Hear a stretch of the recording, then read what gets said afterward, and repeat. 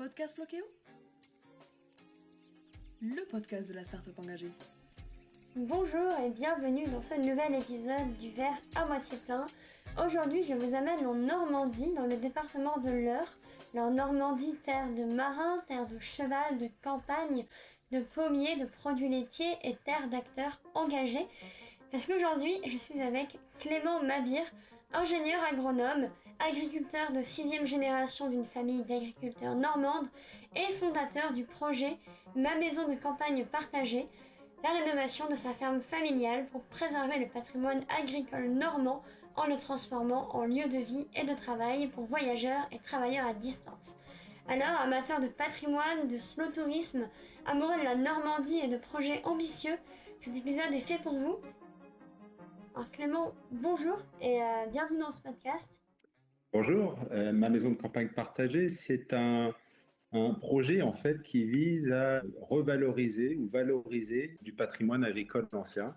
Tout simplement, en France, on a à peu près 4 millions de bâtiments agricoles anciens qui ne sont plus utilisables parce que l'agriculture est devenue trop moderne, parce que les engins agricoles sont devenus trop grands. Et donc, ces bâtiments n'ont plus d'utilité agricole et progressivement sont voués à disparaître. Et donc, ce projet, Ma maison de campagne partagée, vise à proposer une seconde vie à ces bâtiments en les rénovant et en proposant la création d'un tiers-lieu de vie et de travail pour accueillir des professionnels et des particuliers 365 jours par an au cœur d'un territoire vert, au cœur de la Normandie, entre 4 grandes agglomérations que sont Paris, Rouen, Le Havre et Caen. D'où vous est venue l'idée de monter ce projet ? En 2017, je lisais un article du PDG d'Airbnb qui expliquait qu'il était en train de préparer un programme d'investissement pour ses clients qui visait à créer des petites maisons de campagne au Japon. Son désir, c'était de permettre à ces touristes d'aller vivre des expériences de ruralité au plus près des communautés japonaises. Et au fond de moi-même, je me suis dit qu'il était sans doute beaucoup plus intelligent déjà de rénover que de construire du neuf, compte tenu des enjeux environnementaux du moment, mais que surtout, on pouvait proposer une expérience beaucoup plus authentique en proposant à des touristes de venir vivre un temps dans des bâtiments chargés d'histoire. Et donc, je me suis dit qu'il y avait sans doute des opportunités dans nos campagnes françaises pour trouver du patrimoine et répondre aussi à une problématique importante qui est celle de l'entretien de ce patrimoine.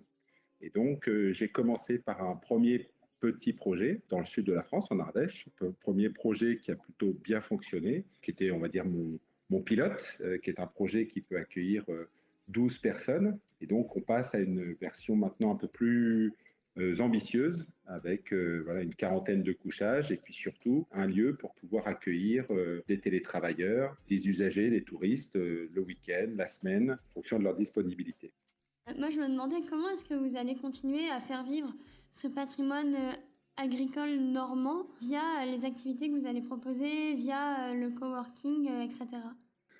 On s'est dit, qu'est-ce qu'on peut faire chaque jour dans les différents bâtiments de ce corps de ferme? Quelles sont les activités que l'on peut développer? Quels sont les profils aussi d'utilisateurs que l'on peut faire venir pour permettre d'avoir, pour offrir en tout cas des activités du lundi au vendredi et du vendredi au dimanche. On a un peu découpé nos semaines, nos mois et nos années comme ça. Et donc, pour ce faire, on ne pouvait pas uniquement proposer une maison de campagne pour le week-end, on ne pouvait pas uniquement proposer une salle des fêtes, une salle de séminaire, on ne pouvait pas proposer d'accueillir que des touristes particuliers. Il fallait qu'on s'intéresse à tout. Et donc, ça a été notre challenge de travailler sur ce modèle économique, proposer des activités à la fois pour accueillir du tourisme d'affaires et accueillir du slow tourisme privé. Ok, oui, finalement, le coworking, c'est vrai que c'est quelque chose qui vient un peu casser la saisonnalité. On peut en faire toute l'année et tous les jours de la semaine, enfin en semaine. Vous parliez de slow tourisme en expliquant donc c'est un lieu qui permet de pratiquer le slow tourisme. Nous, on en parle souvent sur ce podcast. Peut-être qu'il y a des gens qui connaissent pas. Donc très rapidement, le slow tourisme, on dit que c'est l'art de voyager en prenant son temps Et pour qu'un lieu soit adapté au snowtourisme, il faut qu'il respecte certains piliers en quelque sorte, un peu comme les piliers du tourisme durable. Donc il faut qu'il permette de vivre des expériences, qui permettent de prendre son temps, un lieu propice au ressourcement. Il faut qu'il soit accessible en mobilité douce, qu'il permette la protection et la valorisation du coup du patrimoine. Moi, j'aimerais savoir en quoi est-ce que votre projet va s'inscrire dans ces piliers du slow tourisme. Alors le slow tourisme, c'est vrai que c'est finalement un peu comme cette notion de développement durable, c'est une notion extrêmement vaste qui englobe beaucoup de concepts, j'allais dire. Et ce qui nous a intéressé justement dans notre démarche, c'est de s'intéresser au slow tourisme privé et aussi au slow tourisme d'affaires. Je m'entends. Finalement, nous, ce qu'on souhaite créer, c'est un tiers-lieu de vie et de travail. Et quand on vient télétravailler, quand on vient faire un week-end prolongé, où justement aujourd'hui, grâce au travail à distance, on a la possibilité finalement de mixer des temps de vie et de travail, eh bien, il faut que ces principes, même ces principes-là, puissent s'adapter justement à ces différentes formes de tourisme. Et donc, on s'est intéressé en priorité à la reconnexion entre les mondes urbains et les mondes ruraux, justement parce qu'on s'est aperçu que dans les mondes ruraux, quand on habite en ville, quand on habite Paris, quand on habite Rouen, quand on habite Caen, quand on habite Le Havre, on a souvent un mode de vie qui est beaucoup plus rapide. On est souvent contraint, entre guillemets, à un rythme de vie qui est beaucoup plus intense que quand on vit en zone rurale. Et donc, la première chose, justement, c'était de proposer finalement cette reconnexion et de proposer aux urbains de venir vivre au rythme de vie et de travail des zones rurales. On se trouve sur un territoire qui est vraiment un carrefour entre quatre grandes agglomérations dont je parlais. Et ce territoire, il est accessible de façon assez stratégique par des transports en commun. On est à 1h20 de la gare Saint-Lazare à Paris, on est à 1 heure de la gare de Rouen, on est à une bonne heure de la gare de Caen. Et donc, on peut venir par une petite gare qui est à peu près 5 km de Saint-Victor, qui est desservie par une quinzaine de trains par jour dans un sens comme dans l'autre. On se trouve exactement sur la ligne Paris-Deauville, Paris-Caen, Paris-Cherbourg. Ou Rouen-Caen, Rouen-Deauville. Et donc, on a la possibilité déjà de venir sur le territoire avec des transports en commun. On va proposer justement aussi à tous ces urbains non plus de courir entre le vendredi soir sortie du travail et le dimanche retour en zone urbaine, mais on va leur proposer justement de pouvoir vivre des week-ends un peu prolongés, en l'occurrence grâce aussi au télétravail, et donc de décaler finalement leurs allers-retours, de plus être dans le rush urbain permanent, et peut-être de pouvoir commencer leur week-end dès le jeudi soir et rentrer tranquillement en région parisienne ou en région rouennaise le lundi en fin de journée. Donc on propose de vivre un temps, de vivre des week-ends prolongés, même si finalement dans ce week-end prolongé, il y a un temps de travail qui est associé. Et donc les temps de travail sur le lieu se font aussi dans un cadre qu'on a travaillé avec une agence de design. On est au cœur d'une ferme qui a aujourd'hui plus de 400 ans. On est sur un territoire qui est assez préservé, bien qu'il y ait quand même une agriculture intensive tout autour.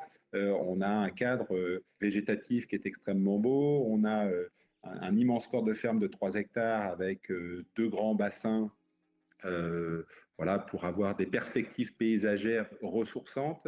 Et puis, on a proposé au sein même du site des activités qui elles-mêmes vont permettre de se ressourcer. On a un espace de spa, on a des bains finlandais, on met à disposition des vélos, de la mobilité électrique, des vélos électriques. On a travaillé sur la mise à disposition aussi de véhicules rétrofité. On a aujourd'hui le droit en France de rouler avec des 2 chevaux équipés de moteurs électriques. Donc, on va en proposer une. On va proposer aussi la mise à disposition, j'allais dire, de moyens de locomotion anciens, bon, toutes causes voilà, qui sont moins utilisés quand on arrive à un certain âge, par exemple des mobylettes. Il y a un regain en ce moment assez incroyable de l'utilisation des mobylettes, pas pour aller faire une promenade tout seul, mais pour aller faire des promenades entre amis. Et donc l'idée, c'est voilà, de créer un lieu où on va pouvoir se ressourcer en famille, on va pouvoir se ressourcer entre amis. C'est un lieu de convivialité. On y a intégré d'ailleurs une notion qui est très intéressante en termes d'échange et de partage, qui est la notion de social club, parce qu'on veut justement créer un lieu de rencontre. La notion de social club, on va la décliner autour de différentes thématiques. Une thématique autour de la gastronomie, une thématique autour du bien-être et une thématique autour de la culture. Et l'idée, c'est de créer finalement des groupes d'utilisateurs de ce lieu-là qui partagent les mêmes centres d'intérêt et qui vont avoir envie de se retrouver, de partager des moments, peut-être même de travailler ensemble. Et donc, voilà, qui vont finalement mixer un peu leur vie privée, leur vie professionnelle. Et donc, c'est de ces échanges, de ces rencontres que l'on imagine voir émerger. Voilà, une nouvelle façon un peu de vivre la ruralité. Et d'ailleurs de vivre aussi avec les acteurs de cette ruralité, les acteurs du monde agricole, voilà, parce que quand on prend le temps de discuter avec les habitants du village, quand on prend le temps de partager un café avec le producteur de pommes qui vient apporter ses produits frais, eh ben on vit aussi une autre expérience. Et donc, voilà, c'est cet échange qui nous semble aussi aujourd'hui être un élément assez déterminant de notre vision du slow tourisme. Ok. Du coup, en termes de gastronomie, donc les visiteurs vont pouvoir avoir accès à des produits locaux et apprendre à cuisiner peut-être des plats traditionnels normands. On avait fait un constat, moi j'avais fait un constat depuis une dizaine d'années, c'est que quand vous arrivez aujourd'hui dans un espace de travail partagé, le premier endroit dans lequel vous rentrez en général, qui est le lieu de convivialité, qui est le lieu de rencontre et qui est un lieu fédérateur, c'est la cuisine. Et finalement, la nourriture, la cuisine, c'est ce qui rassemble le plus les gens. Et donc, on a voulu en faire un pilier assez fort de notre projet. Les gens vont pouvoir être acteurs de cette gastronomie. Et quand je dis être acteur, effectivement, ça va être pouvoir transformer et le faire peut-être avec des professionnels, pouvoir transformer des produits locaux et puis en être aussi simplement les consommateurs, puisque les prestataires qui vont intervenir pourront mettre à disposition des plats préparés et des produits à destination des utilisateurs. C'est vrai qu'on a cette chance d'être au cœur d'un territoire de production et on va donc proposer une rencontre aussi entre les producteurs et les consommateurs. Quand on parle de l'assiette, du champ à l'assiette, c'est vraiment quelque chose qu'on va matérialiser avec la possibilité pour les consommateurs de pouvoir acheter des produits locaux, qu'ils soient transformés ou pas, mais de pouvoir acheter effectivement des produits locaux, de pouvoir les ramener chez eux après leur séjour, voilà, et pouvoir effectivement bénéficier de cette gastronomie normande. Ça peut se faire localement, et puis ça peut se faire aussi finalement en bénéficiant de tout ce qui se fait autour sur l'ensemble du territoire, puisqu'on est sur un territoire producteur de fruits, producteur de légumes, producteur de lait, producteur de produits laitiers transformés. On est au cœur d'un territoire de production de cidre. Voilà, donc on a une belle gastronomie à faire découvrir, on a une belle gastronomie à partager. Si je résume, gastronomie, découverte, bien-être et culture pour la valorisation du patrimoine architectural normand.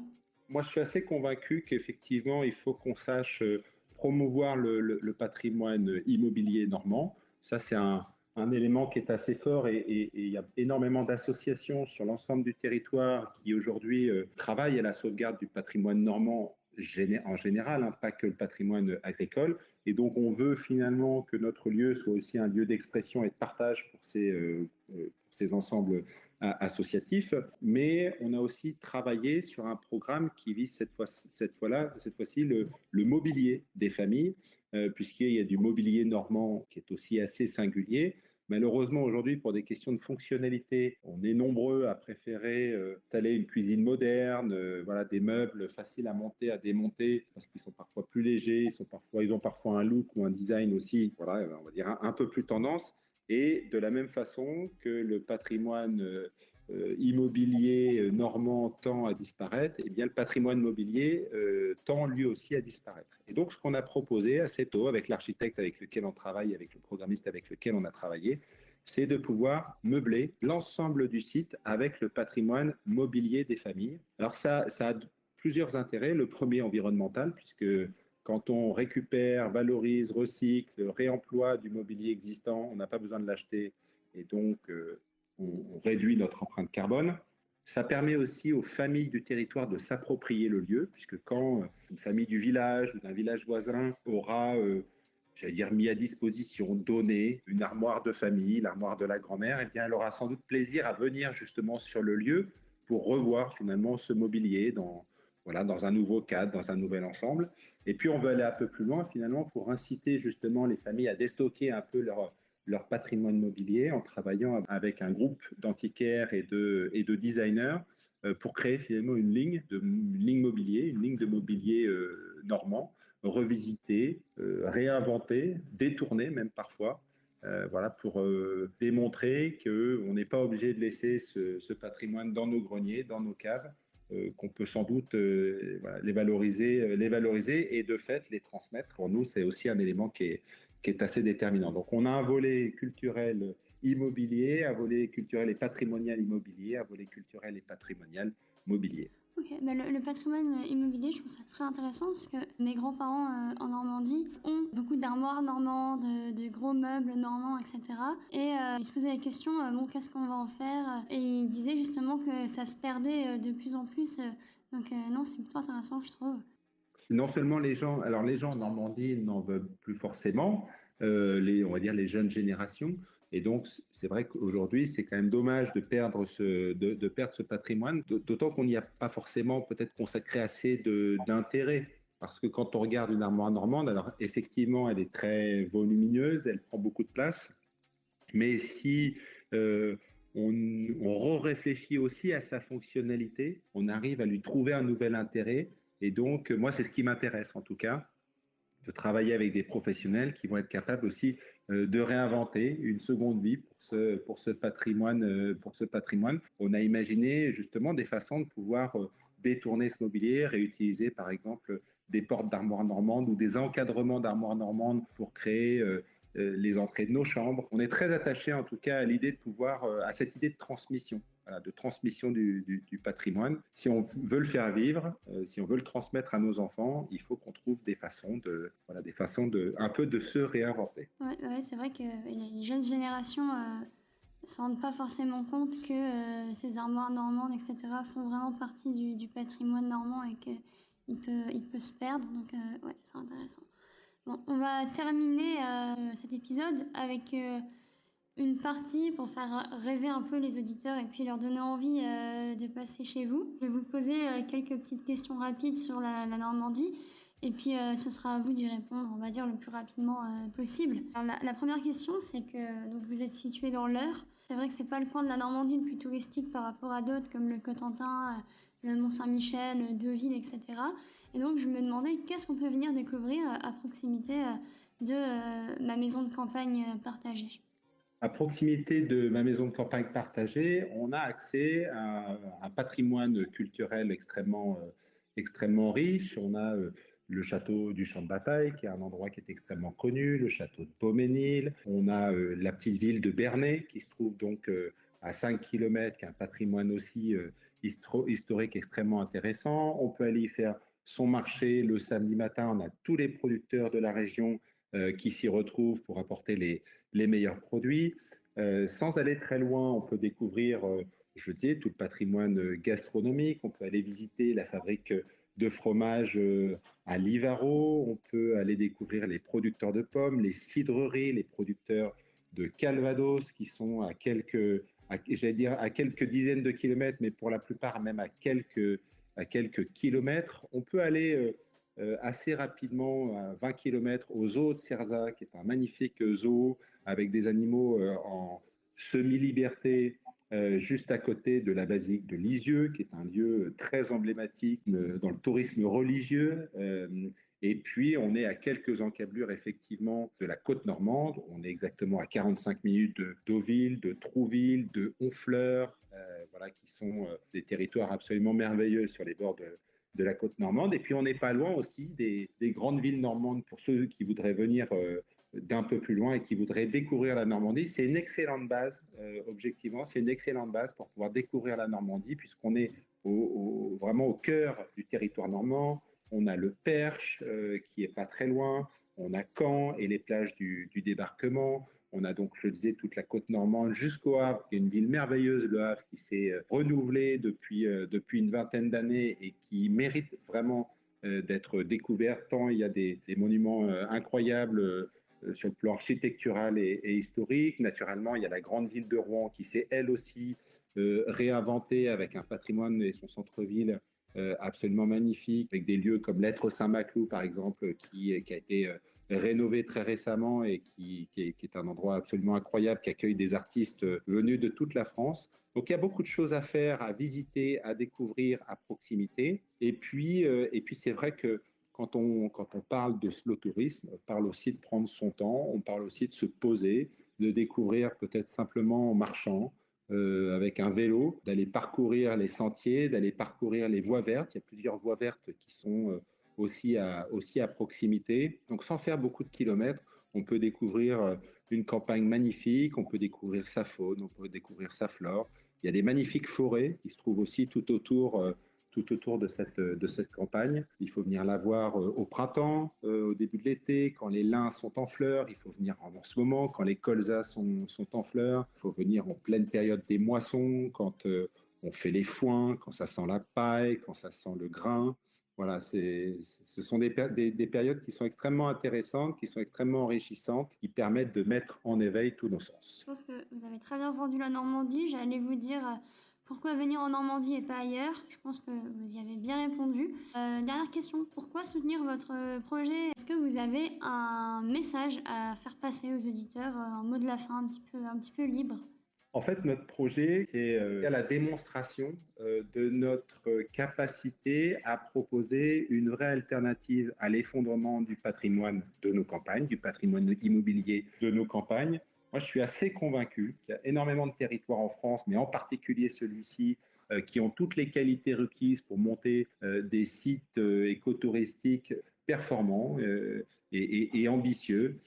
Quand ce projet aura vu le jour, eh bien, on pourra le dupliquer, on pourra proposer peut-être à d'autres familles qui disposent de ce type de patrimoine immobilier, que ce soit des corps de ferme, des manoirs, des châteaux, de rentrer dans le même type de dispositif pour ces patrimoines qu'on ne doit pas oublier et que l'on doit absolument transmettre à nos enfants. Si on n'est pas capable de le faire aujourd'hui, ma conviction, c'est que les 4 millions de bâtiments agricoles qui sont aujourd'hui encore à peu près debout, finiront tous en petits morceaux d'ici une génération, peut-être 2 générations.